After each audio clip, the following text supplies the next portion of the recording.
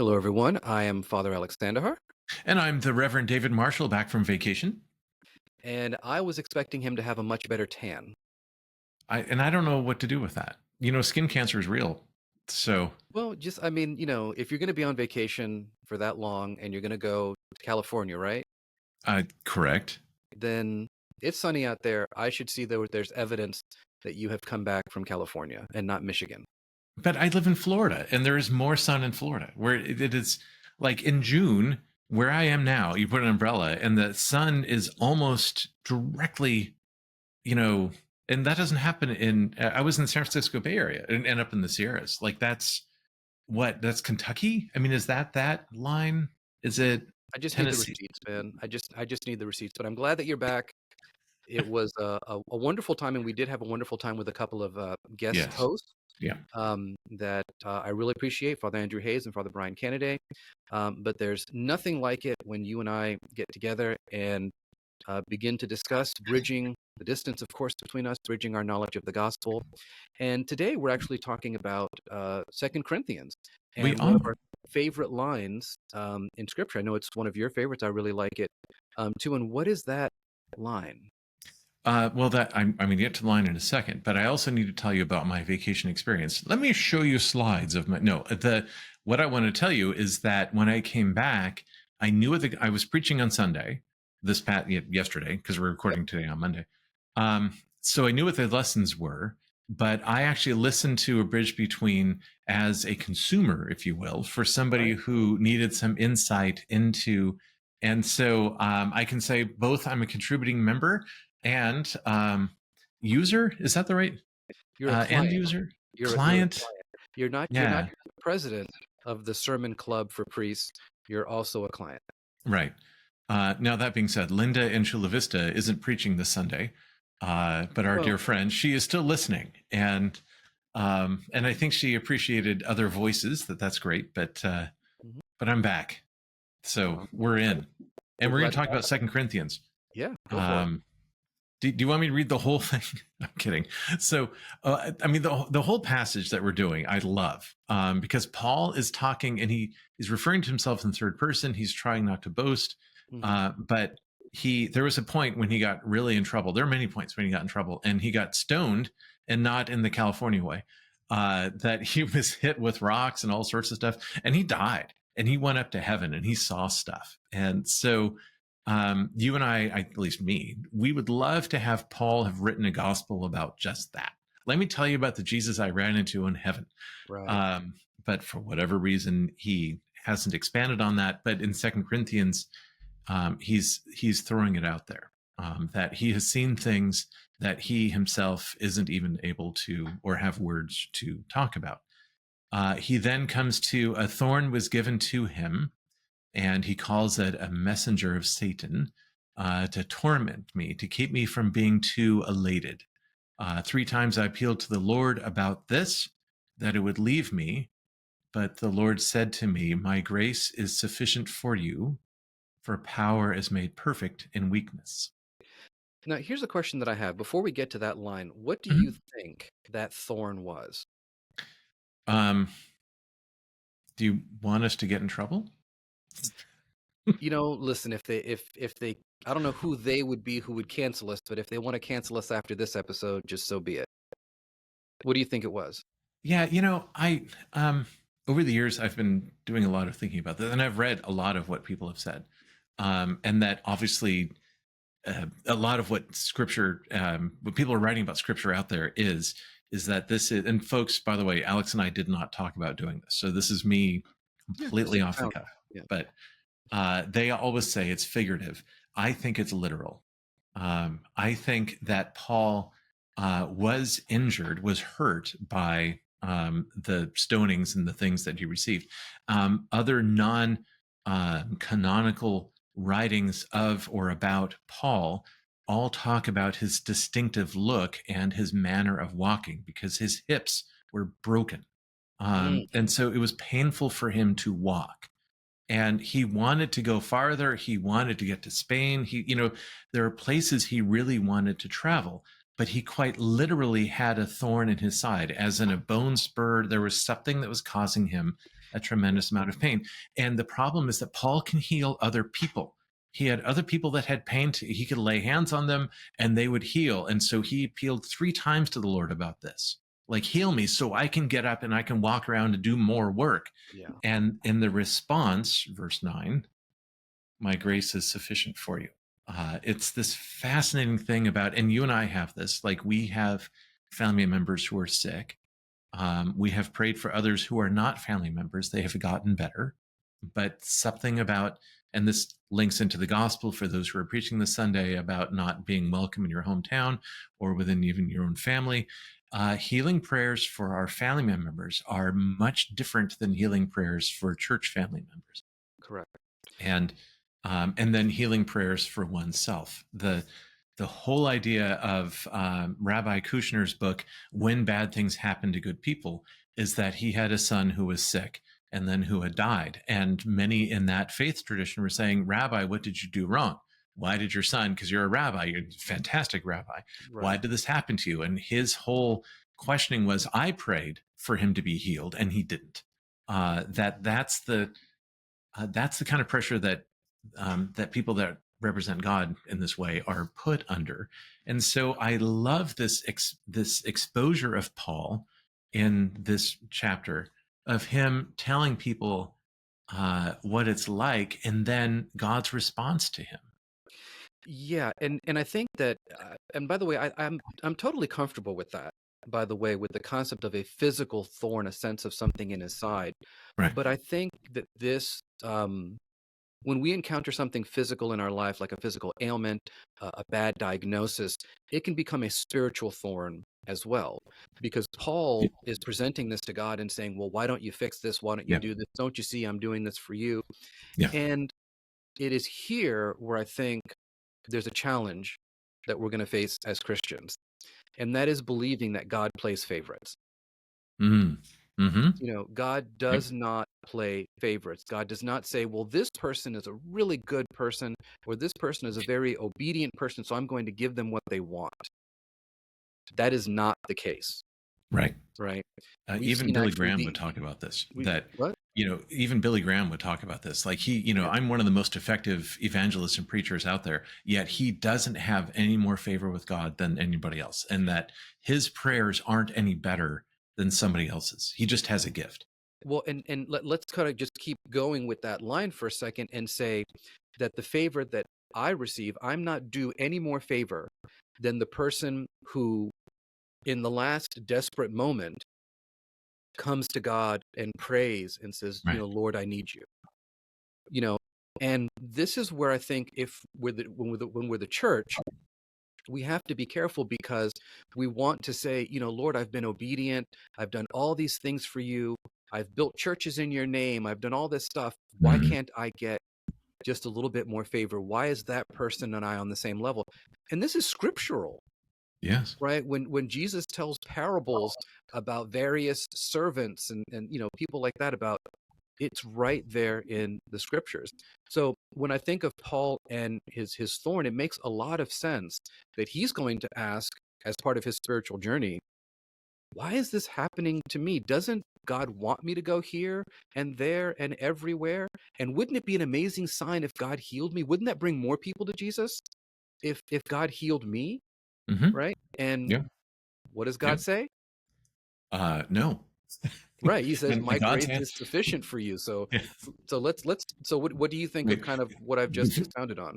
I love it. I have said often that God's no's are much louder than God's yeses. Mm-hmm. The yes that God gives is like a whisper on the wind, and God's no, when God closes a door, I mean, it's and so God was closing the door on this, and for whatever reason, Paul was sharing that. If I can take the other side, the figurative side, the allegorical side of metaphorical side of the thorn in the side, one of my favorite readings comes from folks who are in recovery, particularly from alcoholism. That the thorn in the side for them is that God isn't going to heal them from recovery. God is going to do amazing work for them, with others and themselves, while they're in recovery. Right. That's one view of it. Another view is the sexual side of things, that some would argue that Paul clearly isn't married, although he refers to himself as a Pharisee. Pharisees are married. But there's some sort of thorn. Is it that he can't have kids? Is that it? Or is there temptation? I mean, we live in an age right Right. now where I think the thorns may be a little bit different from generation to generation. Right. You talk about addiction. There's addictions today that did not exist 100 years ago. You know, Right. and it's Right. still addiction. But what I'm saying is that for many people, there are those who would say, "Why can't God just heal me of this addiction, give me victory over it?" And Hmm. sometimes it's because God is saying, "Well, I'm going to be magnified Hmm. through your process of healing." Hmm. And I just did a workshop on healing in my parish, and one of the things that came up that we needed to talk about is to say that sometimes God, we don't know why, we don't understand, but God does not offer an individual who asks for healing healing. Yeah. Sometimes the lame do not walk, the blind do not see. And that doesn't mean that God doesn't love that person, right? And Hmm. when we see somebody who does recover their sight, yes, that's amazing. But God didn't love one more than the other. You know, Right. um, the what I believe opens up for an individual who goes through a process of prayers for healing, and I say this a lot when I'm talking with people, is that God opens up a path of healing. And Hmm. that path of healing may be spiritual, emotional, physical, psychological, who knows? Hmm. But there is a path opened up. And I think here for Paul, being told, "My grace is sufficient for you," is God opening a path and saying, "This is what healing for you is going to look like. My grace being sufficient for what you need." Yes. Good. If we can link in the gospel as well, at the Mhm. end, the last line is that they cast out many demons and anointed with oil many who were sick and cured them. Notice the word all is missing. Yes. So Yeah. many. Yeah. And those are really easy to translate from Greek into English, many and all, right? Mhm. That it didn't happen. Jesus was at a place once where he was trying to, there's one person he healed out of 500, that Yep. um, that it happens. And so with whatever it was that Paul is going through, the awesome thing about this, so I think this was written probably in the year 65, 64, not 1965, but the year 0065. Um, and so now, 1900 years later, we can identify directly and concretely with what Paul is talking about. I prayed 3 times. I've seen things that nobody's ever seen. Mhm. If anybody's going to be blessed, it's me. And God said, "My grace is sufficient for you, for power." Some authorities write, "My power Yeah. is made perfect in weakness." So if we can get into that phrase, perfect, is this a good time for us to jump into that? Before that, I just want to talk a Okay. little bit about grace. Oh, all right. Notice that God says, "My grace is sufficient." Okay. He doesn't use the word power there. Grace and power are two different things, Oh, for sure they are. right? Yes. And I Yeah. think in our Western society, if we are not careful in our sometimes very American context, grace has been sold to us as synonymous with blessing. It has been given to us as this idea of, "I am blessed because of these things that I have." You know, and yes, am I blessed that I have hot water and indoor plumbing and a roof over my head? Yes, and especially air conditioning. That's to me the Mhm. greatest. Yes, I feel a sense of blessedness. However, that's not grace. Right. Right. And what I want to hone in on is to say that God's unmerited favor towards Paul is enough. And if I can use the analogy that I was talking a little bit about, and I don't know how well it's going to land, but I'm going to try it anyway. Is that when I think of sometimes praying for grace, I think I just want as much grace as possible. Just give me. I mean, just open up the floodgates. Just give me as much as you can. When in actuality, whatever God gives me as grace in that moment is Hmm. what is sufficient for that moment. It's like manna Hmm. in the desert, Hmm. right? There's enough for what you need for the time God has said. Hmm. But I'm tempted, and I want to make the contrast here between going to a buffet and going to Holy Communion. Hmm. when I go to a buffet like Golden Corral, which I need to go back there eventually, Okay. you can just go and just take as much as you want. And, bring an extra, go and you're done, go get another plate. Just wait till you and I go on a cruise together. Now Yeah. contrast that when you go to church and you go to Holy Communion and the host is about that big, the Hmm. size of a quarter. Hmm. And I had a child one time ask me, like, do you got a bigger piece? You know, I'm like, That's they're all, awesome, they're all the same size. Okay. It's all the same size, but man. but that presence of Christ present in that host, present in that sip or that touch of wine, Hmm. touch of the sacred blood, Right. is sufficient to give us the grace that we need Hmm. to do things like forgive our sins, to all the things that it says the sacrament does. So we don't need a huge dose of grace. We need the dose of grace that God wants to give us. You bet. You bet. That's awesome. The idea that taking one drop of consecrated water that we use for baptism and dropping it into a swimming pool Mm-hmm. has created that water to be holy. Mm-hmm. Taking the a small amount of consecrated wine and taking unconsecrated wine and pouring it in, right? Swirling it around. That's the unique thing about how this works. That grace, which appears small, is something that, well, it's the mustard seed idea, right? That it grows. And so the kid that comes up and says, do you have a bigger piece? No, this is sufficient, right? You don't need to drink the entire goblet of wine. Right.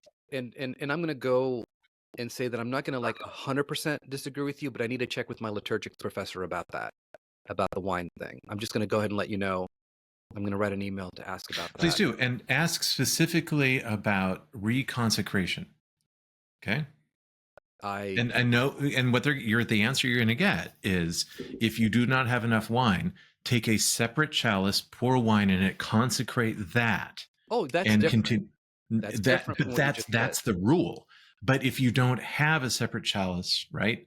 If time is now of the essence, you have unconsecrated wine, and you have this much, and I'm holding up an inch Yeah. of wine in one, and you pour into the other. We will Can you report back on that. dilute? Yeah.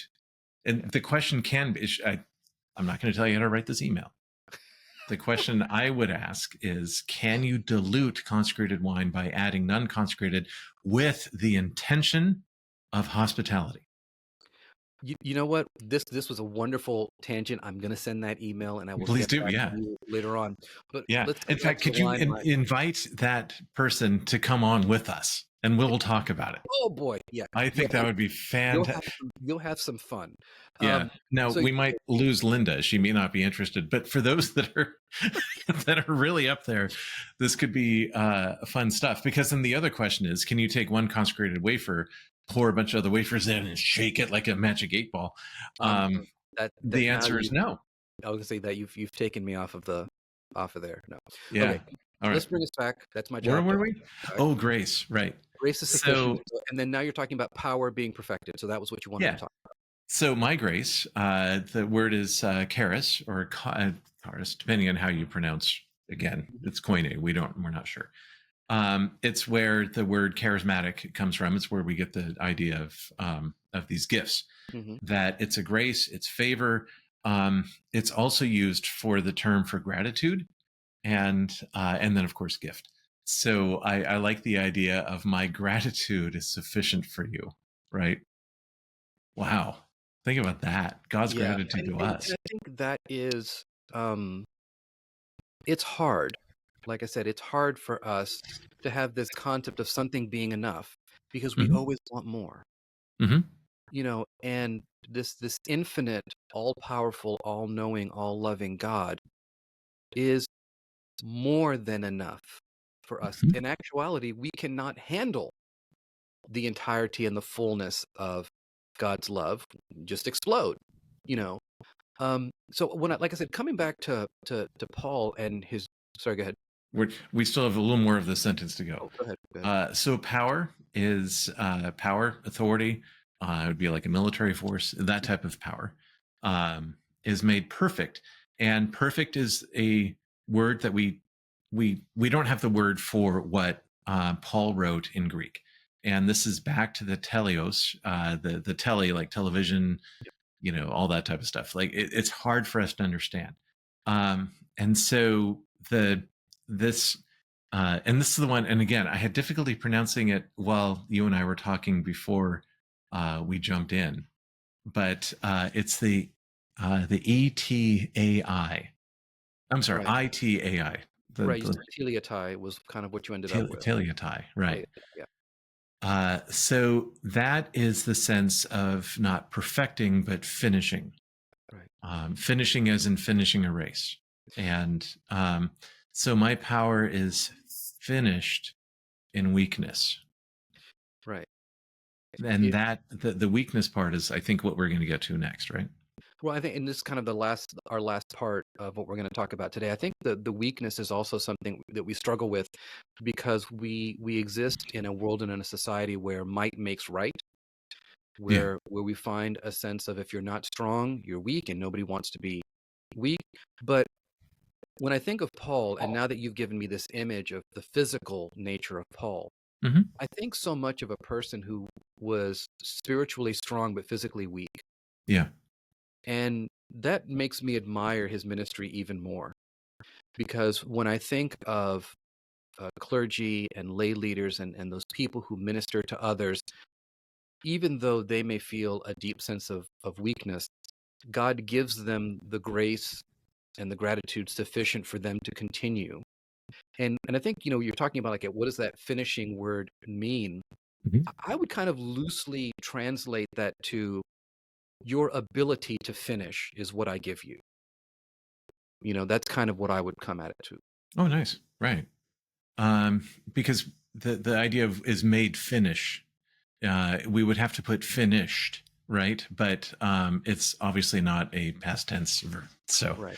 um, and it's an ongoing. So it is finishing in weakness. It reminded me, and I may have told you the story before, but one of the members of my discernment committee, his name is Lynn. He had one lung because one had been removed because of cancer, and he was just an amazing guy. But then he got pneumonia, cancer came back. The other lung was obviously not functioning well, and so he was in the hospital. And there was a nurse that was attending to him, and she had no sense of real faith. And in his weakness, because if he only had half a lung at that point, and he had a rather quiet voice to begin with, and so she had to really listen, and he could speak words, but they were just short. Yeah.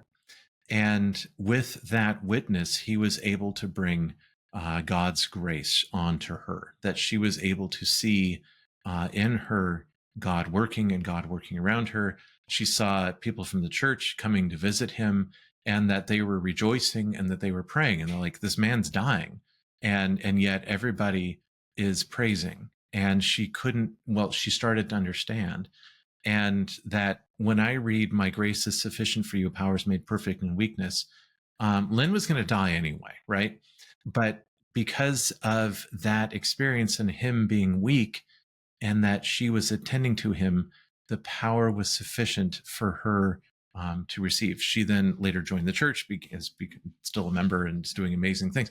That's the idea, that in our own weaknesses, that's where the strength of God comes through. And it's not with you and I were talking about Superman, and I was wondering if that would work as an analogy. Um, Well, I think of it this way. okay. If you were to need to repair the foundation of a home or something like that, Hmm. you have to find the crack. You have to find the area of weakness. And I think in our weakness, it is through that place that God finds a place to inject grace. And so we may be worried that this is going to hurt or that this place of weakness is going to make us even more vulnerable, but that's where God needs to touch more than anything. Hmm. And that place will end up being even stronger. Hmm. Yes, I think, yeah, that's a good way of putting it. The other way to look at this is vulnerability, and that when we are being vulnerable, then God's power is finished or is finishing, or however you want to put It's it, but manifested within us. Yeah. manifesting within. Um, that Paul was Superman. He was traveling around, he was writing, he was healing. There was a guy that fell out of a window and he died, and Paul brought him back. It's one of those things where his shadow crosses people and they're immediately healed. There's no other greater.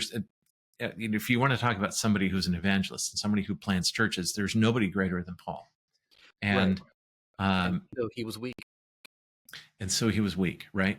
Because this isn't Pauline church. This is Jesus's church, Correct. and that this particular weakness is where God's strength was being made. And we So didn't even go into, because we don't have time today, but we didn't even go into the whole that Jesus became weak and poor for us. So that's a whole other that's a whole, other discussion that we'll get into another time. yeah.